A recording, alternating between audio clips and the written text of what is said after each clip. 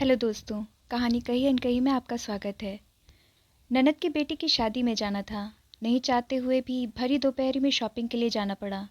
एक तो भीषण गर्मी, उस पर से लंबी चौड़ी लिस्ट। मैं पसीने से तरबतर हो गई। अभी तो आधी खरीदारी बाकी थी। प्यास से गला सूखने लगा तो पास के कोल्ड ड्रिंक के स्टॉल पर चली गई। आराम से बैठकर मैं कोल्ड ड्रिंक पीने लगी।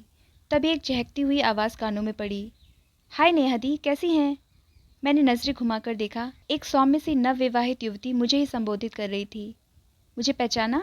वह मुस्कुराई। मैंने दिमाग पर बहुत जोर डाला लेकिन उसे पहचान नहीं पाई। मुझे असमंजस में पड़ा देख उसने स्वयं अपना परिचय दे दिया। मैं संजना हूँ, बीए में आपसे एक साल जूनियर थी, जिसकी आपने अच्छी खासी रैगिंग की थी रक्षाबंधन का त्यौहार मनाकर। उसने सहज भाव से मुझे याद दिलाया, लेकिन 5 साल पहले की उस घटना को याद कर मैं शर्मिंदा हो गई। मेरे मन का भाव चेहरे पर उजागर ही होने वाला था कि किसी ने उसे आवाज़ लगाई, संजू ज़रा इधर आना तो। नेहा दी, आप कहीं जाइएगा नहीं, मैं अभी 2 मिनट में आती हूँ, आपसे बहुत सी बातें करनी है। कहती हुई संजना बाहर निकल गई और 5 साल पहले की वह छोटी सी घटना मेरी नज़रों के सामने कौंध गई। बीए द्वितीय वर्ष में पहुंचकर हम लोग खुद को सीनियर समझने लगे। प्रथम वर्ष में आने वाली छात्राओं की खूब रैंकिंग करते थे। मैं अपने ग्रुप की लीडर थी।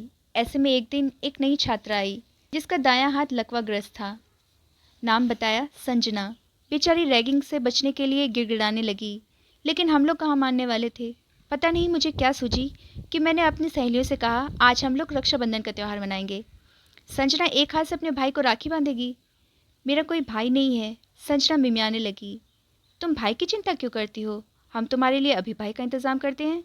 मैंने हंसकर कहा और मेरी शैतानी नज़रें किसी शिकार को तलाश करने लगीं। अनायास ही मुझे अपनी क्लास का लड़का सुमित दिखाई पड़ गया। बेचारा दुबला पतला भैंगा सा लड़का, दीन दुनिया से बेखबर, किताबों में डूबा हुआ था। हम उसे नयन सुख कहते थे। बेचारा हीन भावना से हमेशा ग्रस्त रहता था। मुझे तो देखते ही उसके पसीने छूटने लगते थे। मैंने उसे ही बुलाया। मेरी सहेली शालू ने अपने दुपट्टे से धागा खींचकर निकाला और संजना को थमा दिया। मैंने कड़क कर उसे आदेश दिया, चलो नयनसुख भाई को राखी बांधो, और मिस्टर नयनसुख ज़रा अपनी कलाई बढ़ा दीजिए।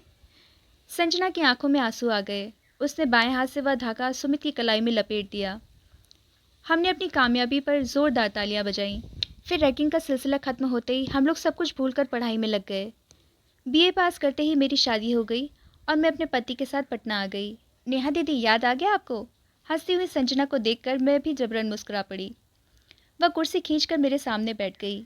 उसके साथ सामान से भरी ट्रॉली थी। वह बोली, अगले सप्ताह मेरे भैया की शादी है, उसी की खरीदारी कर रहे हैं हम लोग। बहुत थकावट हो गई है, अभी भैया आइसक्रीम लेकर आते होंगे। उसके बाद खत्म होते ही एक नवयुवक 2 आइसक्रीम लेकर आ गया। एक आइसक्रीम मेरी तरफ बढ़ाकर हंसते हुए बोला, मुझे पहचाना नेहा जी, आपका क्लासमेट नयन सुख हूँ। मैं अचकचा गई। ये तो वही सुमित था जिसे मैंने संजना से राखी बंधवाई थी। लेकिन कहाँ वह मरियल से सुमित और कहाँ सूटेड बूटेड स्मार्ट सा युवक। मैं कुछ बोल नहीं पाई। सुमित ने ही पूछा, नेहा जी आप यहाँ कब से हैं? मैं थोड़ी सहज हुई। मैं तो शादी के बाद से यही हूँ, मेरे पति यहाँ यूनिवर्सिटी में लेक्चरर हैं। सुमित संजना से बोला, संजू तुम नेहा जी से बातें करो, मैं तब तक एक ज़रूरी काम निपटा कर आता हूँ। दोनों को इस तरह साथ साथ देखकर मेरे मन में ढेर सारे सवाल उठने लगे। संजना मेरे मन में उठते सवालों को बखूबी समझ रही थी। उसने बिना किसी भूमिका के बताना शुरू किया, जानती हैं नेहा दी, आपने हमारे साथ एक छोटा सा मजाक किया था। वह मजाक मेरे परिवार का भाग्य विधाता बन गया। जिस दिन आपने मुझसे सुमित भैया को राखी बंधवाई, उसके दूसरे दिन सुमित भैया लाइब्रेरी में मेरे पास आए। 10 रुपए का एक नोट देकर बोले, संजना जिंदगी में पहली बार किसी ने मुझे राखी बांधी है। राखी का मूल्य नहीं चुकाया जा सकता है, फिर भी ये 10 रुपए रख लो, और तुम्हें कोई एतराज़ नहीं हो तो मैं हमेशा तुम्हारा भाई बना रहना चाहता हूँ। सुमित भैया की आंखें भीगी हुई थीं। मुझे भला क्या एतराज़ होता। हम तीनों बहनें बचपन से ही एक भाई का अभाव महसूस करती थीं। खासकर रक्षाबंधन और भैया दूज के दिन तो हम अवश्य ही रो पड़ती थीं। सुमित भैया के प्रस्ताव पर मैं तो खुशी से निहाल हो गई। बाद में सुमित भैया ने बताया कि उनका इस दुनिया में कोई नहीं है। उनकी परवरिश अनाथ आश्रम में हुई थी। 10वीं के बाद अनाथ आश्रम वालों ने उन्हें निकाल दिया था। अब वे किराए पर एक कमरा लेकर रह रहे थे। ट्यूशन पढ़ाकर और शाम को एक दुकान पर काम करके अपना खर्च चलाते थे। हम लोगों की आर्थिक स्थिति भी अति साधारण थी। मेरे पापा एक प्राइवेट फैक्ट्री में मैनेजर थे। घर में माँ पापा एवं हम 3 बहनें थीं। मैं सुमित भैया को अपने घर ले गई। माँ पापा भी उनसे मिलकर बहुत खुश हुए। उन्हें हमारे रिश्ते पर कोई आपत्ति नहीं हुई। उस साल रक्षाबंधन के दिन हम तीनों बहनों ने सुमित भैया को राखी बांधी तो वे खुशी से रो पड़े थे। पापा ने बड़ी वाली रंजना दीदी की शादी तय कर दी। हम लोग बहुत खुश थे, लेकिन भगवान को हमारी खुशी मंजूर नहीं थी। अचानक पापा की फैक्ट्री में आग लग गई और 20 कर्मचारियों के साथ पापा की भी जलकर मृत्यु हो गई। हमारे ऊपर वज्रपात हो गया। माँ तो अर्धविक्षिप्त सी हो गई। कहाँ बेटी की शादी की तैयारियां हो रही थीं, कहाँ पति का श्राद्ध होने लगा। मदद करने के डर से हमसे रिश्तेदारों ने किनारा कर लिया। ऐसे में सुमित भैया हमारे लिए देवदूत बनकर आए। उन्होंने न सिर्फ हमारी उस दुखद स्थिति में उबरने में मदद की, बल्कि एक सगे बेटे से भी बढ़कर माँ को सहारा दिया। पापा की फैक्ट्री की तरफ से मुआवजे की जो रकम मिली, उससे रंजना दीदी की शादी कर दी गई।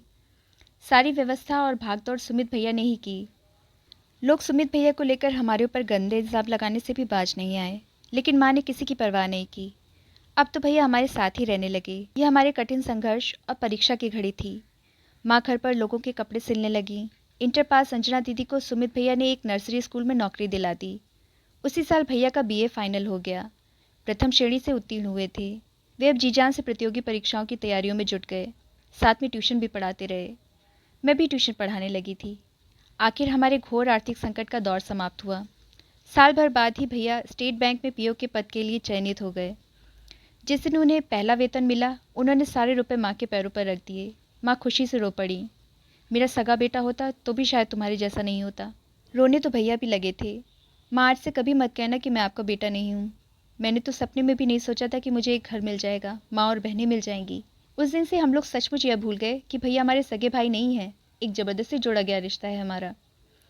भैया के पीओ बनते ही उनके लिए रिश्तों की लाइन लग गई। हमारे वही रिश्तेदार जो कल तक उनके खून, खानदान और जाति पर प्रश्न चिन्ह लगाकर हमें कलंकित करते थे, आज अपनी पुत्रियों के रिश्तों के लिए माँ के सामने झोली फैलाए खड़े थे। माँ भी चाहती थी कि भैया शादी करके अपना घर बसा लें, लेकिन भैया ने स्पष्ट कह दिया, जब तक मेरी दोनों बहनों की शादी नहीं होगी, मैं अपनी शादी नहीं करूंगा। भैया की बदौलत अंजना दीदी की शादी बैंक में कार्यरत लड़के से हो गई। अब मेरा भी बीए फाइनल हो गया। भैया के प्रोत्साहन पर मैं भी प्रतियोगी परीक्षाओं की तैयारी में जुट गई। यह उन्हीं की देन है कि मैं आज सीडीपीओ हूँ और मेरे पति एयरफोर्स में पायलट हैं। मैंने गौर से संजना को देखा। खुशी और आत्मविश्वास से उसका चेहरा चमक रहा था। दाहिने हाथ के लकवाग्रस्त होने की पीड़ा का कहीं नामो निशान नहीं था।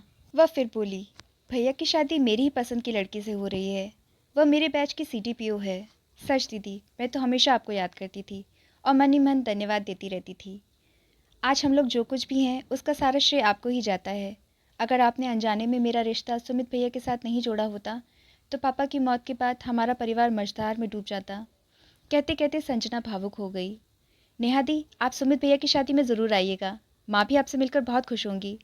उसने कार्ड पर मेरा नाम लिखकर मुझे दे दिया। मुझे कुछ और सामान खरीदना था। मैंने सुमित की शादी में आने का वादा कर संजना से विदा ली। कितनी अजीब बात है कि मेरा छोटा सा मजाक, मेरी छोटी सी भूल किसी के लिए वरदान बन गई। मुझे ये सोचकर हैरत हो रही थी कि आज जहाँ हमारे समाज में खून के रिश्ते अपनी ऊष्मा खोकर औपचारिकता की परिधि में सिमट कर रह गए हैं, वहीं दूसरी तरफ कुछ ऐसे जोड़े हुए रिश्ते भी हैं जो अपने स्वाभाविक प्रेम की खुशबू से जीवन के पल पल को महकाते रहते हैं।